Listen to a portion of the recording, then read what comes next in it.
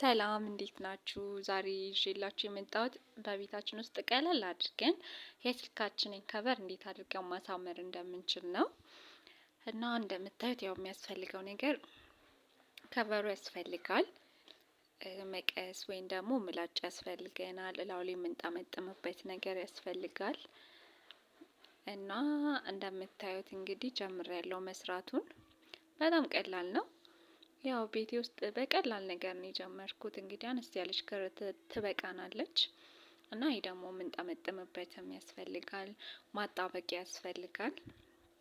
ይሄንን ተጠቅመን እንግዲህ ያው በእረፍት ሰዓታችንም ሊሆን ይችላል ማለት ያው ጊዜያችንን ባልሆነ ነገር ከምናሳልፍ እንደዚህ አድርገን ይሆናል አዲስ ነገር እየፈጠርን አዲስ ነገር እንኳን መፍጠር ባንችል ያለውን እንኳን እኛ ደግሞ እስኪ እንዴት ነው እንሰራዋለን ወይስ አንሰራውም በሚል ብንሞክር ብዬ ነው ዛሬ ይዤላችሁ የመጣሁት።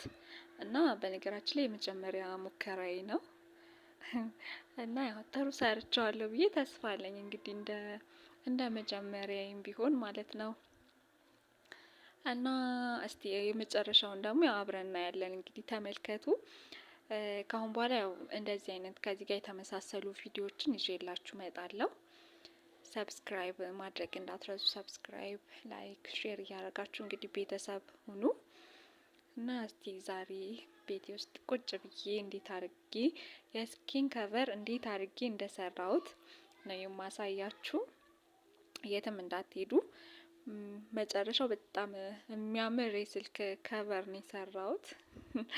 ያው እንግዲህ እና እስቲ ታዩታላችሁና ኮሜንት ደግሞ አስቀምጡልኝ ማለት ስራዬ እንዴት እንደሆነ ምን አይደለም ሌላ ምን ይዤላችሁ እንድመጣ እንደምትፈልጉም በዛው ስለምን እንድሰራላችሁ እንደምትፈልጉ ምናምን ነገር ሀሳብ ስጡኝ እና ኮሜንት ማስቀመጥ እንዳትረሱ። ተከታተሉት እንግዲህ እስከመጨረሻ